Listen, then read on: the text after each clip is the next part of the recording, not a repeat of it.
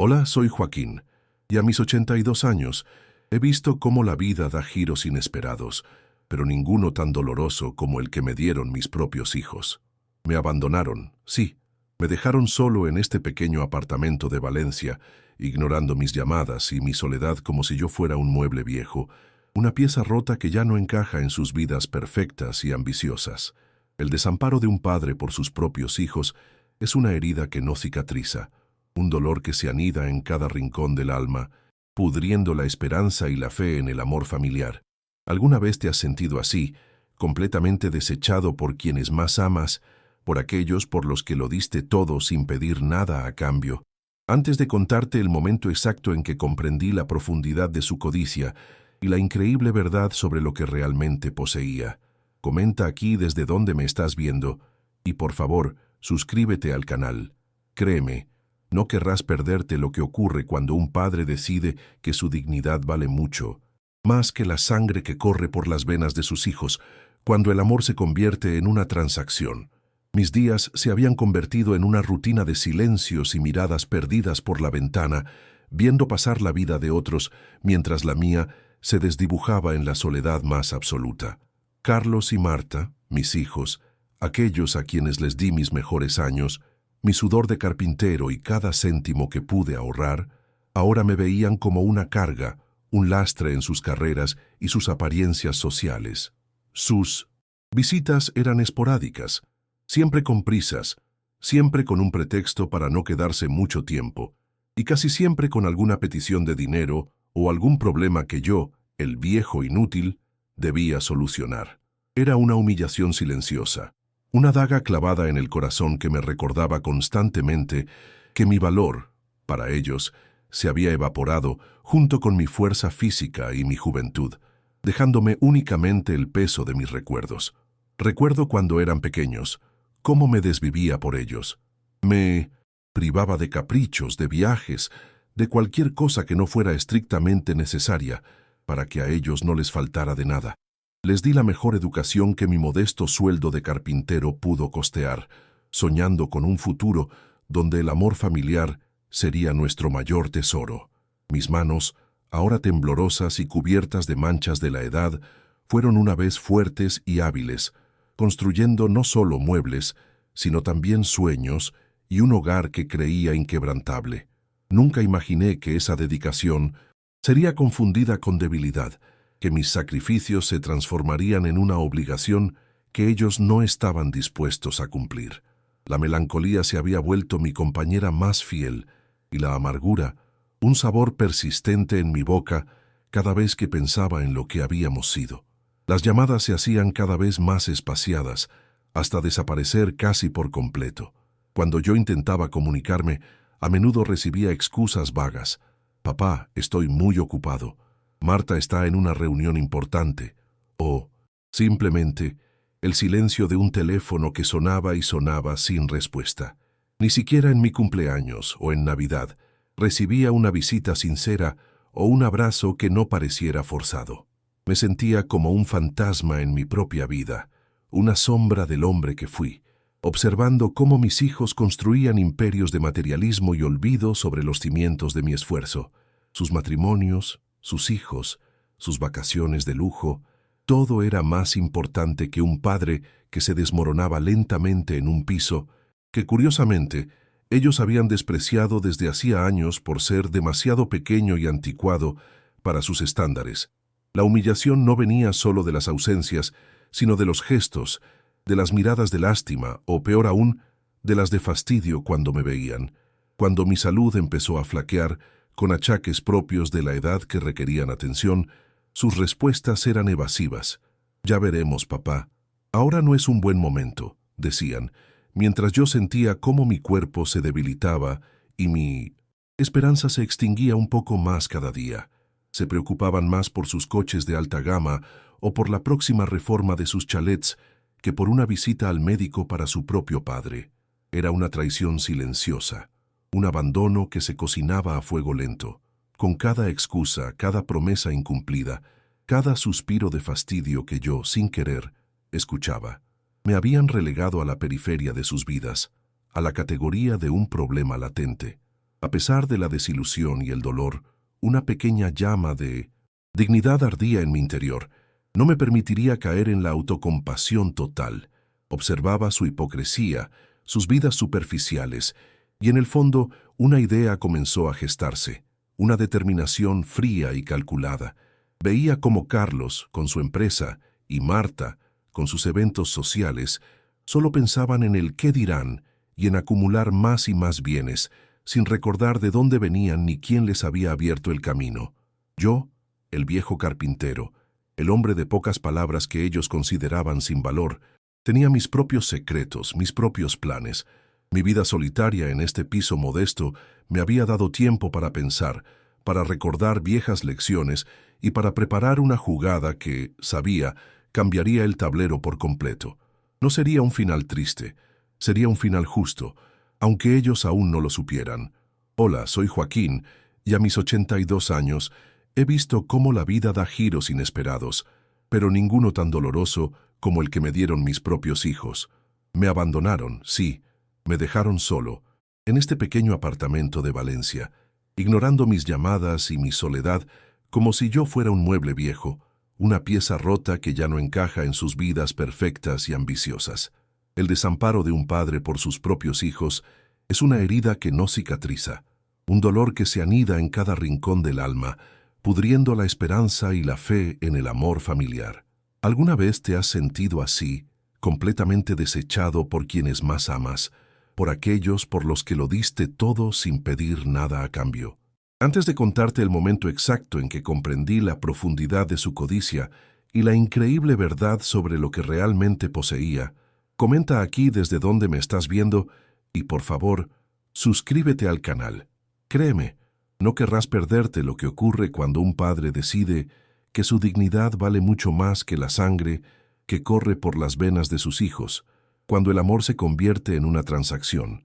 Mis días se habían convertido en una rutina de silencios y miradas perdidas por la ventana, viendo pasar la vida de otros mientras la mía se desdibujaba en la soledad más absoluta. Carlos y Marta, mis hijos, aquellos a quienes les di mis mejores años, mi sudor de carpintero y cada céntimo que pude ahorrar, ahora me veían como una carga, un lastre en sus carreras y sus apariencias sociales. Sus visitas eran esporádicas, siempre con prisas, siempre con un pretexto para no quedarse mucho tiempo, y casi siempre con alguna petición de dinero o algún problema que yo, el viejo inútil, debía solucionar.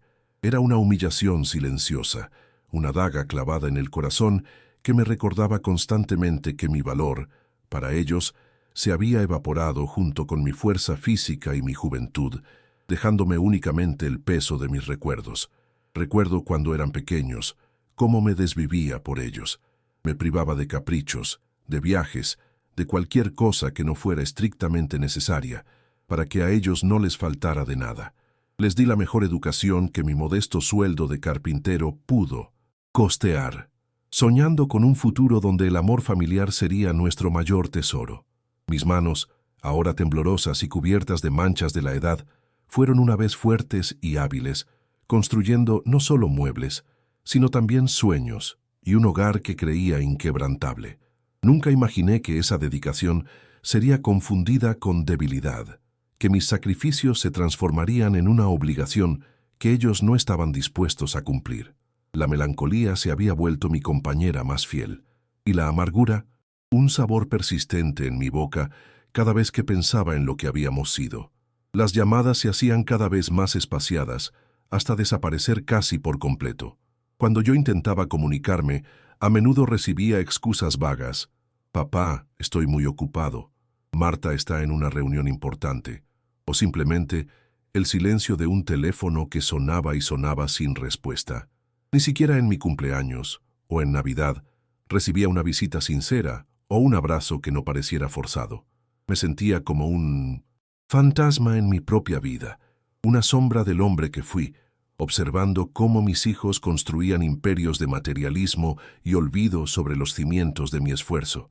Sus matrimonios, sus hijos, sus vacaciones de lujo, todo era más importante que un padre que se desmoronaba lentamente en un piso, que curiosamente ellos habían despreciado desde hacía años por ser demasiado pequeño y anticuado para sus estándares.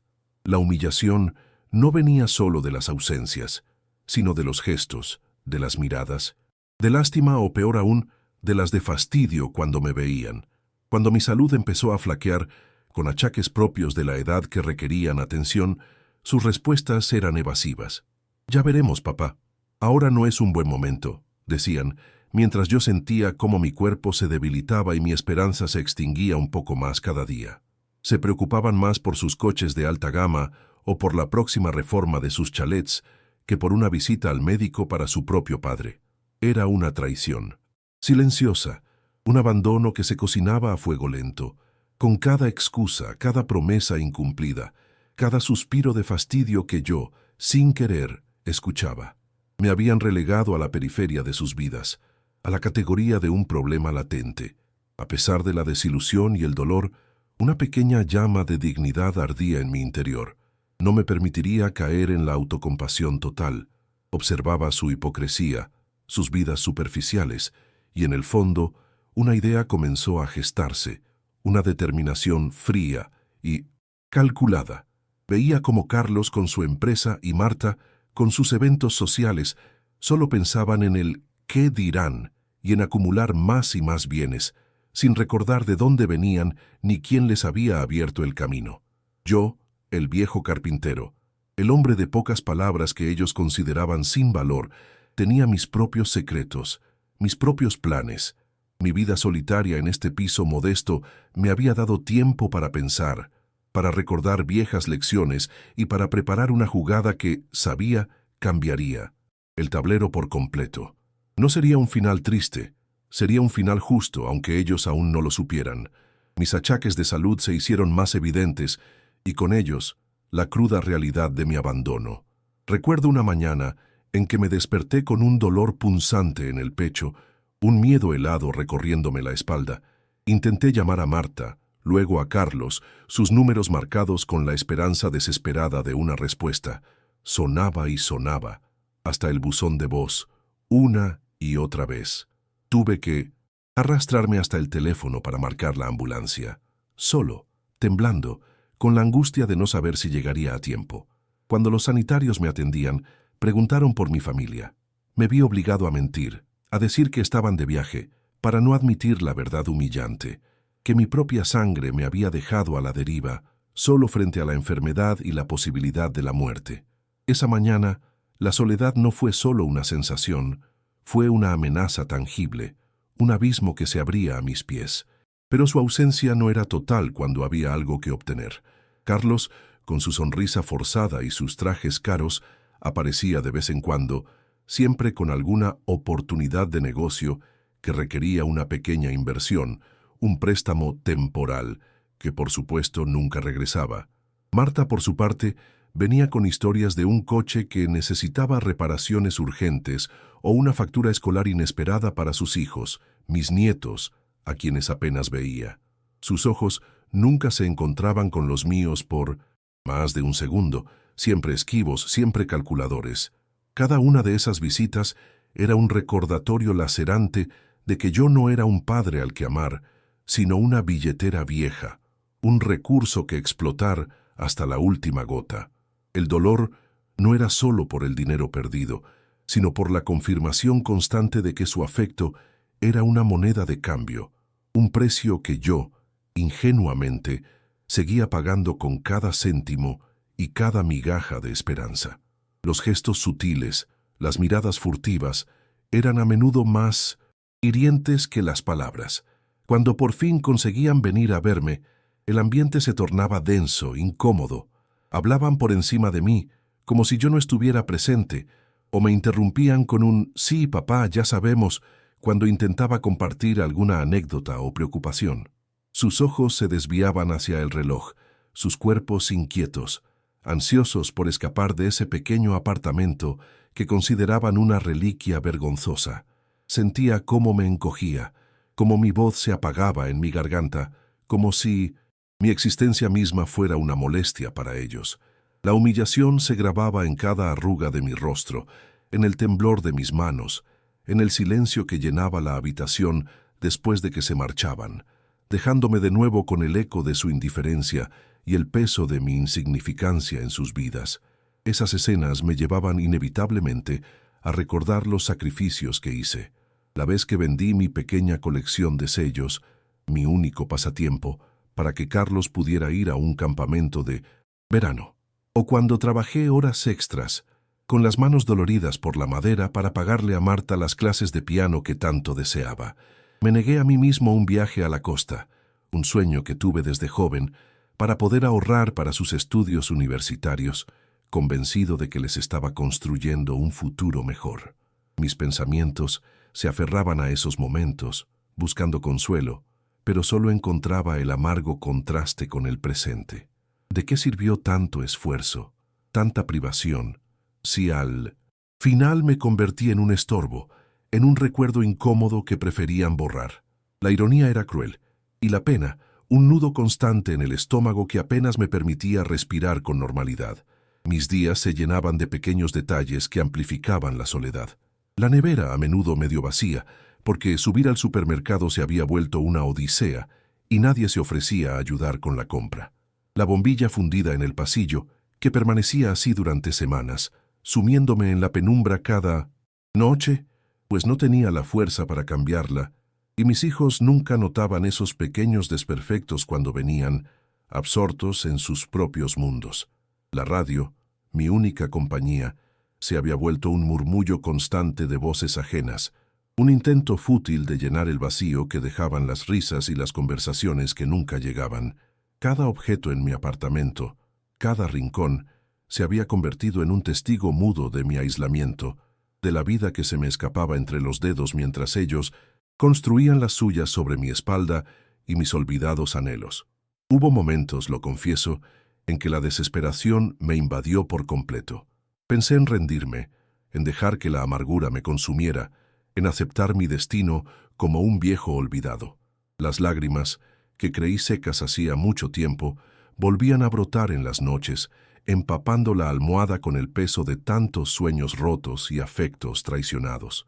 Pero entonces, una chispa, pequeña pero persistente, se encendía dentro de mí.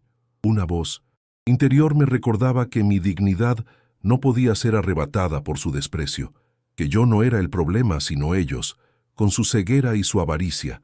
Esa lucha interna, entre el dolor más profundo y la rabia contenida, fue forjando una nueva determinación, una que me empujaba a no ser una víctima pasiva, sino un arquitecto silencioso de mi propio final, uno que ellos no esperaban.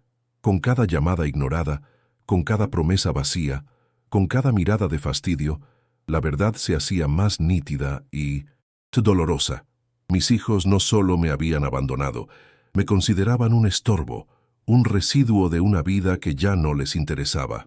Su amor era una fantasía que yo había construido para protegerme de la cruda realidad. Y en esa claridad, fría y despiadada, mi plan comenzó a tomar forma, a consolidarse en mi mente. No sería una venganza, no exactamente, sino una lección, una forma de demostrarles que el valor de un hombre no se mide por su edad o por lo que puede ofrecer en el presente, sino por la sabiduría que acumula y las decisiones que toma cuando la vida le exige defender su honor. La amargura se transformaba lentamente en una resolución inquebrantable, en una fortaleza que ellos nunca sospecharían que yo poseía. Mi rutina seguía su curso, pero mi estado interior había cambiado por completo. Ya no era solo una víctima resignada, sino un observador silencioso, un estratega paciente que tejía su red en la oscuridad. Había empezado a hacer pequeños movimientos, discretas visitas al notario, manejando papeles con una calma que mis hijos, absortos en sus mundos superficiales, jamás hubieran notado. Para ellos mi silencio era la apatía habitual de la vejez, mi mirada perdida, un signo de debilidad. Veía sus coches de lujo pasar raudos por mi ventana, escuchaba fragmentos de sus conversaciones jactanciosas cuando por casualidad me llamaban, siempre sobre sus últimas adquisiciones o sus triunfos sociales. Cada detalle, cada pequeña ostentación, era un ladrillo más en el muro de mi determinación, una confirmación de que mi camino, el que había trazado en silencio, Era el único sendero posible para recuperar mi valía. No era una venganza, sino una justicia gestada con la paciencia de un carpintero y la astucia de quien ha visto demasiado de la vida para dejarse engañar de nuevo por la sangre. El primer indicio de que algo se movía en las sombras llegó de la manera más insospechada, casi como un susurro El primer indicio de que algo se movía en las sombras llegó de la manera más insospechada, casi como un susurro del destino. Una tarde el teléfono sonó, algo inusual fuera de las esporádicas llamadas de cobro o de las que yo mismo hacía a mis hijos, a menudo sin respuesta. Al otro lado de la línea, una voz formal se presentó como abogado de una constructora importante de Valencia. Hablaban de un interés urgente y significativo en mi pequeña parcela de tierra en las afueras, esa que había comprado hacía décadas con mis primeros ahorros de carpintero, casi olvidada, un capricho que nadie conocía. La sorpresa fue mayúscula. Para mí, era un pedazo de campo sin mayor valor, una inversión a muy largo plazo que nunca esperé que fructificara de esta manera. Sentí un escalofrío, una mezcla de incredulidad y una punzada de curiosidad que me hizo escuchar con atención, sin revelar nada, como siempre había hecho con mis asuntos más privados. La conversación con el abogado se prolongó, y cada palabra que pronunciaba era como un golpe en el estómago. Me hablaba de millones, de una ubicación estratégica y de un proyecto urbanístico que haría de ese terreno, mi viejo rincón olvidado, una mina de oro. La oferta era astronómica, un número que nunca habría imaginado poseer en toda mi vida de trabajo honesto. Mientras escuchaba, mi mente viajaba a través de los años, recordando cómo había guardado ese secreto, cómo había visto ese pedazo de tierra como una reserva para tiempos difíciles, nunca como una llave a semejante fortuna. La magnitud del dinero era abrumadora, pero más aún era la conciencia de lo que significaba, una prueba tangible de que mi vida no había sido en vano, de que mis sacrificios tenían un valor, aunque mis hijos nunca lo hubieran visto. Era una ironía cruel, una fortuna que llegaba cuando ya me habían dado por muerto en vida. Por supuesto, los secretos, especialmente los que huelen a dinero, rara vez permanecen enterrados mucho tiempo en un barrio como el mío. La noticia de la oferta de la constructora, a pesar de mis intentos de discreción, se filtró como el agua entre los dedos.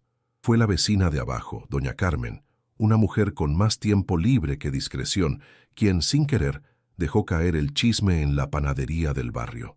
Dicen que el viejo Joaquín se ha hecho de oro con un terreno, comentó con esa voz que lo mismo te preguntaba por tu salud que te desnudaba el alma.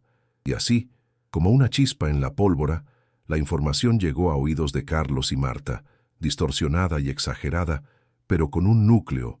De verdad que activó sus alarmas. Podía imaginarlos incrédulos al principio, luego con la codicia brillando en sus ojos, planificando su reaparición triunfal en la vida del padre que habían desechado. La reacción de mis hijos fue tan predecible como dolorosa. De repente, las llamadas que antes se perdían en el vacío o terminaban en buzones de voz, ahora eran diarias, insistentemente, llenas de una falsa preocupación. «Papá, ¿cómo estás? Te he extrañado tanto», me decía Marta, con una voz melosa que nunca le había oído antes, una impostura que me revolvía el estómago. Carlos, por su parte, apareció en mi puerta con una cesta de productos gourmet y una sonrisa forzada, preguntando por mi salud y ofreciéndose a llevarme a cenar, algo que no había hecho en años.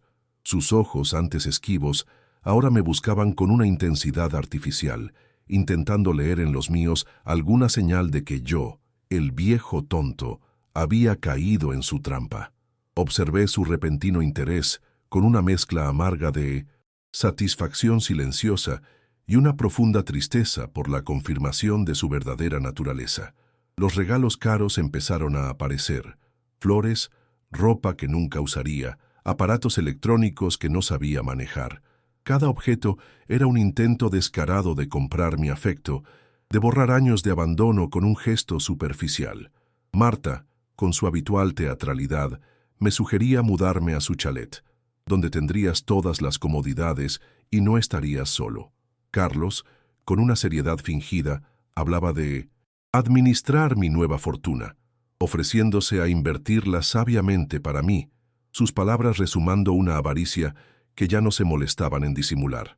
Me contaban historias de cómo sus negocios florecían y cómo mi presencia sería una bendición, olvidando que hasta hace poco yo era una carga. Cada una de sus propuestas era un cuchillo más en la herida, pero también un combustible para mi determinación. El viejo carpintero estaba a punto de darles una lección de vida que nunca olvidarían. Yo, sin embargo, no les di ninguna respuesta clara. Sonreía con una amabilidad distante. Asentía a sus propuestas sin comprometerme y observaba. Los dejé creer que estaban ganando, que el viejo despistado caería rendido ante sus atenciones. Hablaba de mis achaques, de mi necesidad de pensar bien las cosas, ganando tiempo mientras mis propios planes se gestaban en la intimidad de mi mente. En esas semanas, mis visitas al notario se hicieron más frecuentes, mis conversaciones con mi abogado más detalladas y precisas. No era solo la venta del terreno, era la reorganización de toda una vida, de un patrimonio que había guardado con celo y que ahora se convertiría en mi último acto de justicia.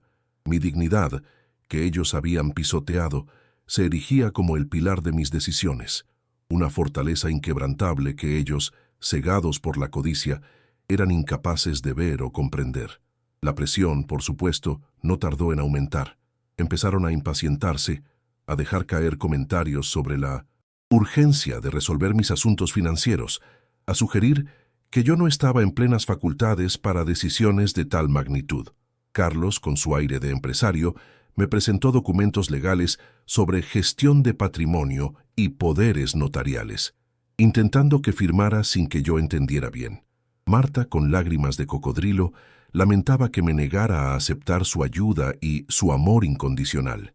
La red se estaba cerrando y ellos estaban convencidos de que me tenían acorralado. Lo que no sabían es que cada uno de sus movimientos, cada una de sus mentiras, solo reforzaba mi resolve. La cena familiar que organizaron en la casa de Carlos, bajo el pretexto de celebrar mi nueva etapa, sería el escenario perfecto para desvelar la verdad, donde su avaricia se encontraría con mi inesperada e inquebrantable dignidad. La cena en casa de Carlos era un espectáculo de hipocresía que me revolvía el estómago. La mesa, resplandeciente con su vajilla de lujo y sus copas de cristal, contrastaba con la oscuridad que sentía dentro de mí. Marta, con un vestido nuevo y una sonrisa forzada, no dejaba de servirme, como si con cada plato pudiera borrar años de olvido. Carlos, sentado a la cabecera, hablaba de futuro, de nuevos comienzos, con esa voz impostada de empresario que siempre le caracterizó. Sus ojos, sin embargo, delataban la verdadera intención, clavados en mí, esperando que dijera algo, que diera una señal de que el viejo Joaquín, el carpintero ingenuo, estaba listo para caer en su trampa. El aire estaba cargado de una tensión invisible, una expectativa silenciosa que ellos creían controlar, pero que yo, en mi quietud, ya había desentrañado. Sabía que se acercaba el momento, y mi corazón, aunque cansado, latía con una determinación que ellos jamás sospecharían. No tardaron en ir al grano. La falsedad de su preocupación se desmoronaba con cada pregunta sobre mis finanzas. Carlos, con un tono paternal que me resultaba nauseabundo, empezó a hablar de la importancia de la planificación patrimonial, de cómo él y Marta, por mi bien, podrían ayudarme a gestionar esa fortuna inesperada. Marta asentía vigorosamente, con sus ojos brillando con una avidez apenas disimulada, sugiriendo que sería lo más sensato para alguien de mi edad, insinuando mi supuesta incapacidad para tomar decisiones importantes. Escuchaba sus argumentos, sus palabras envueltas en un falso cuidado, y cada frase era una bofetada a mi dignidad. Me hablaban como a un niño, como a un anciano, senil al que podían engañar fácilmente, mientras yo, por dentro, sentía cómo la rabia y la tristeza se mezclaban con una fría determinación. La trampa estaba puesta, y ellos creían que yo era el ratón. Mi silencio, que antes interpretaban como debilidad o senilidad, ahora se convirtió en un arma. Los dejé hablar, los dejé tejer su tela de mentiras, y después de aquella cena, el silencio en la casa de Carlos fue ensordecedor, pero para mí, ese silencio Era la más pura de las libertades. Había soltado un peso que llevaba cargando durante años, una losa de ingratitud y desamor que me había asfixiado el alma.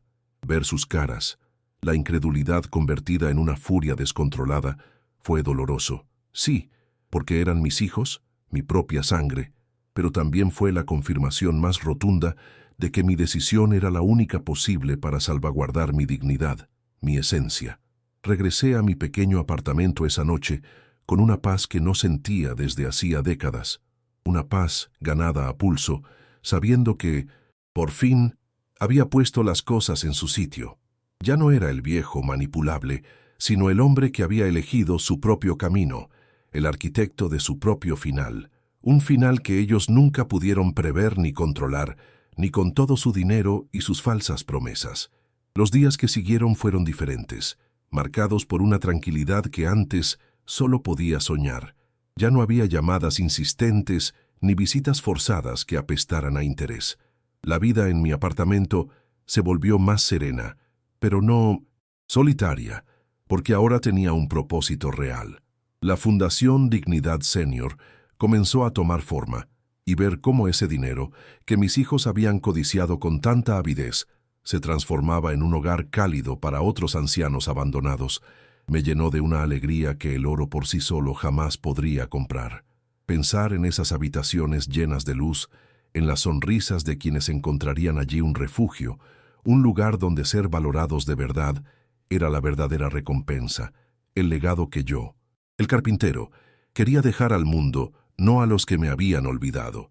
Y luego estaba el joven estudiante, Pablo, mi vecino, aquel que siempre me trajo el pan, que me ayudó con la compra sin pedir nada a cambio, solo con una sonrisa sincera. La parte de la fortuna que le entregué le permitió abrir su pequeña librería, un sueño que él creía inalcanzable. Ver su entusiasmo, la ilusión en sus ojos al hablar de libros y de un espacio para la cultura en el barrio, fue otro bálsamo para mi alma. Él no buscaba mi dinero, sino mi compañía, mis historias, mis consejos. Su gratitud era pura, desinteresada, y en ella encontré el afecto genuino que mis propios hijos me habían negado. Fue un recordatorio de que la bondad aún existía, y que a veces, quienes menos esperas, son los que te devuelven la fe en la humanidad, demostrando que el verdadero valor no está en la sangre, sino en el corazón. Con el tiempo, me mudé a una de las residencias asociadas a la fundación, un lugar luminoso y lleno de vida, donde el respeto y el cariño eran la norma. Allí, entre jardines bien cuidados y la compañía de otros mayores que compartían historias similares, encontré un nuevo hogar, una verdadera familia. Las mañanas se llenaban de conversaciones, las tardes de juegos de cartas y risas, y las noches de una tranquilidad que no había experimentado en años. Ya no sentía el peso de la soledad, ni la angustia de las llamadas sin respuesta. Mi salud mejoró, mi espíritu se revitalizó, y cada día era una oportunidad para disfrutar de la vida, sin la sombra de la amargura. Era la prueba viviente de que uno puede reconstruirse, incluso después de que los cimientos de su propia familia se hayan desmoronado por la avaricia. Para Carlos y Marta, la historia fue muy diferente, un giro cruel del destino. La noticia de lo que había hecho, de cómo el viejo carpintero les había dado una lección, corrió como la pólvora en los círculos sociales de Valencia. Su reputación, tan cuidadosamente construida sobre apariencias, se desmoronó. La gente los miraba con lástima o desprecio, y sus oportunidades de negocio se esfumaron. El dinero simbólico que les dejé, aquel para que compraran la dignidad que les faltaba, no les sirvió de nada, pues la dignidad no se compra, se gana. Se vieron atrapados en la red de su propia codicia, aislados por el juicio de una sociedad que, aunque hipócrita, no perdonaba la ingratitud filial. Sus vidas de lujo se volvieron huecas, sus risas forzadas, y la soledad que yo había sentido ahora era la suya, un espejo de lo que me habían hecho vivir. Al final, comprendí que el verdadero valor de un hombre no se mide por lo que sus hijos esperan de él, ni por la cantidad de oro que acumula, sino por la dignidad con la que vive y el amor que elige compartir, aun cuando éste no sea el de su propia sangre. Mi testamento no fue un simple reparto de bienes, fue un acto de justicia, una declaración de principios que resonaría mucho más allá de mi vida. Me liberé de la expectativa de un amor que nunca fue, y encontré la verdadera riqueza en la paz interior y en el propósito de ayudar a otros. La vida, a veces, nos quita mucho, pero también nos da la oportunidad de reescribir nuestro propio final, de demostrar que la dignidad es el tesoro más grande, uno que nadie puede robar, no importa cuán ambiciosos o ingratos sean. Mirando hacia atrás, a todo lo vivido, a esos años de silencio y de dolor, me doy cuenta de que la vida me dio una lección, sí, pero también una oportunidad inmensa, la oportunidad de no definirme por el abandono, por la ingratitud de aquellos a quienes les di absolutamente todo, mi sudor y mi alma. Me había sentido como un mueble viejo, un estorbo, una carga inútil para sus vidas perfectas y ambiciosas, pero en el fondo de esa desesperación más profunda encontré una fuerza que no sabía que tenía. Una voz interior me decía que mi dignidad, mi esencia como hombre, no era negociable, no podía ser arrebatada por el desprecio ajeno. Lo que mis hijos pensaron que me quitaban, al final me lo devolvieron con creces, la libertad de ser yo mismo, de decidir mi propio destino, de encontrar la paz que tanto anhelaba, lejos de sus juicios superficiales y de su avaricia desmedida. Fue un camino duro, lleno de lágrimas y de preguntas sin respuesta, pero cada paso me acercó a este momento de calma, a esta certeza inquebrantable de que no todo estaba perdido. Fue mi mayor victoria personal, la reafirmación de mi valía como ser humano. El amor, el verdadero, no se compra con regalos ni con promesas vacías. Se construye con presencia, con respeto, con la mano tendida sin esperar nada a cambio. Lo aprendí de Pablo, mi joven vecino, que me tendió la mano cuando nadie más lo hizo, y de cada una de las personas que encontré en la fundación, esos ojos agradecidos que ahora me miran con un cariño genuino. Ellos son mi verdadera familia, la que elegí, la que me eligió a mí. La sangre, sí, une, pero la dignidad y el respeto, esos son los cimientos de un vínculo que perdura, que nutre el alma y no la consume. Y eso, amigos, es un tesoro mucho más grande que cualquier fortuna material. Mis hijos pensaron que me dejaban sin nada, pero me abrieron los ojos a una riqueza que el dinero por sí solo jamás podría igualar.